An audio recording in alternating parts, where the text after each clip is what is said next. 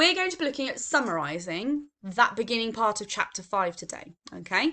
So I'm going to have a quick recap on the type of questions that you could be asked when we are looking at summarising, and then we're going to focus specifically on our number it questions today. And we're going to model an example, then we're going to have a go at doing one together, and then I'm going to set you off on your task. So there are lots of different types of questions that we could be given. For example, what is the main theme, argument, or message of this paragraph? So here we're taking some key information from a small part of our story.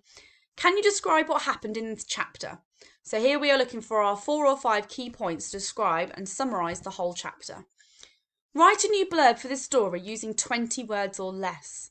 So that's a summary of the whole book. Now that blurb is the bit that's on the back of the book. And that's how we know what the book's going to be about, but without giving away too much of the key information. Can you describe what happened in 3 short sentences? So there we go. You've got to describe in 3 short sentences about either a paragraph or a chapter or a certain piece of writing. How would you sum up? So this might be, well, how would you sum up chapter 3? How would you sum up the paragraph about Sorrel and Firedrake meeting Ben? Okay. What is the most important message in this book? So if you were to read an entire unit of writing, it could just be a couple of pages of a story online, that might be a question you're asked about the whole text in general. So we are going to have a look at these type of questions today. So these are called our number it questions, and we did a couple of examples of these last week. So this is the type of question where it's going to give you multiple statements from the book or from the text that you're reading. Okay, and it's your job to then put them in order of the way they appear in the text.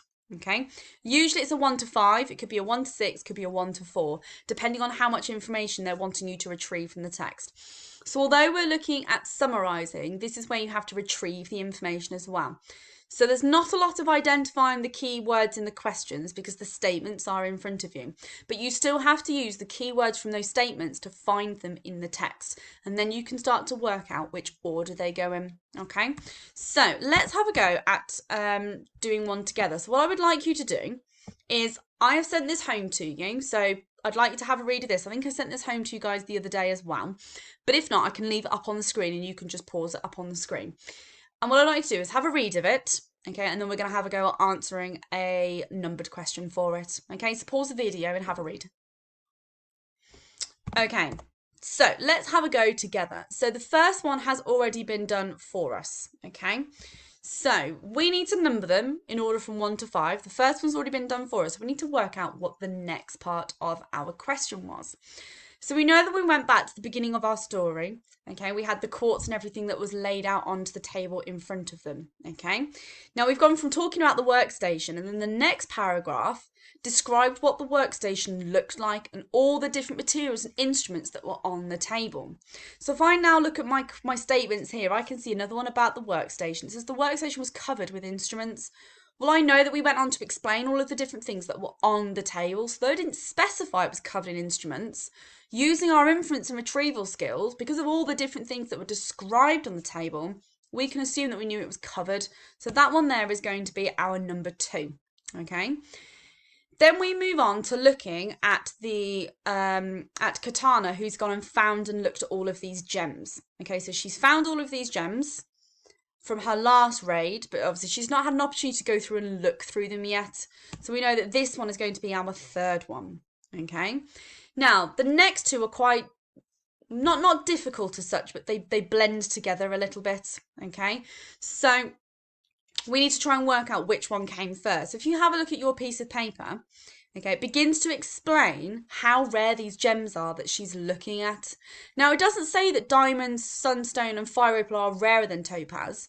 They say they looked at these gems, however, they're not as rare as, okay, not as rare as diamond, sunstone. So the sentence has been switched around, but we know that that's going to be the next part of our story, okay? So by deducing from that, we know that the last one must be this one, and that's at the very end of our page, where it states that the fire opal weapons are revered across the White Deserts. This is where they're transported, they're exported out of the country, okay? So if you make sure that you've read through the text and you've identified the key words and phrases from the sentence stems that we've been given and from those statements, it's easy enough to try and work out and piece together the order that our story goes in. So, your turn now to have a go. Okay? Oh, no, pretend you didn't see that. So, Number the following statements 1 to 4 to show the order in which they appear in the text. The first one's been done for you. You may possibly have sneakily seen the second one, but it doesn't matter because you'll need to check your answer anyway. So go back and have a look at the text and have a go answering that question. Okay, so we already know from Miss Humphrey's little mistake that she's made on the video that she scoops the gems up into her rucksack. So we've got to find the paragraph where she's found the gems.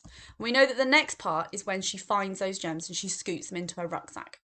Now, she explains why she scoops them into her rucksack before she does everything else. And if you look at the next sentence, it says that she did this because she needed to run away so that she didn't get captured by the enemy. So we know that that one is going to be our third one, which means by process of elimination, examining the unusual blue gems must have been our last one.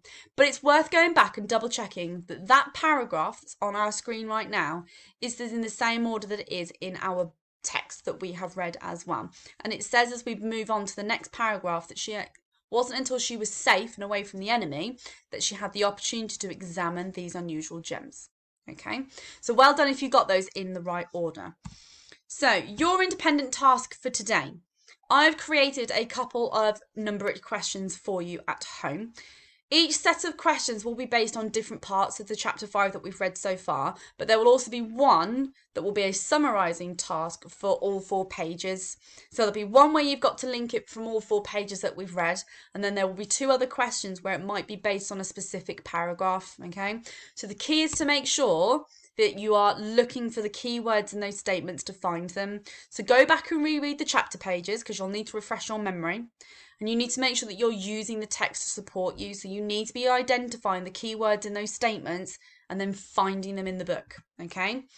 Now, if you don't have access to a printer at home, it doesn't matter, okay? All you can do is you can simply copy out the statements and you can order them down the side. Or you can just copy out those sentences in the order that they appear in the book, okay? So there's no need to worry about printing them if that's something that you're going to struggle with, okay? So have a go at doing those questions, okay? And then we will continue reading on with the rest of chapter 5, or a little bit more of chapter 5 tomorrow. All right, good luck, year 5.